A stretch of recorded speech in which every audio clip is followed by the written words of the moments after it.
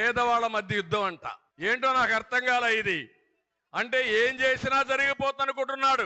దేశంలోనే ఎక్కువ సంపద ఉండి ఎక్కువ ఆదాయం వచ్చే ముఖ్యమంత్రి జగన్మోహన్ రెడ్డి.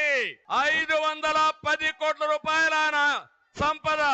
దేశంలో ఉండే అందరూ ముఖ్యమంత్రుల ఆదాయం ఎంతుందో దానికంటే ఎక్కువ ఆదాయం సంపద ఈయనకుంది.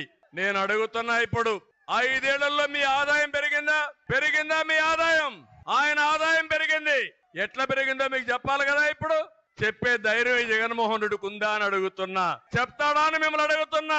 తమ్ముళ్ళు, ఎక్కడ చూసినా దోపిడీ ఇలాంటివన్నీ చేసి ఇష్టానుసారంగా పెంచుకుని ఈయన వీళ్ళ మనుషులందరూ కూడా దోపిడీ చేసే పరిస్థితికి వచ్చారు. నేను అందుకనే ఈరోజు అడుగుతున్నా, ఇవన్నీ మీరు సంపాదించారు.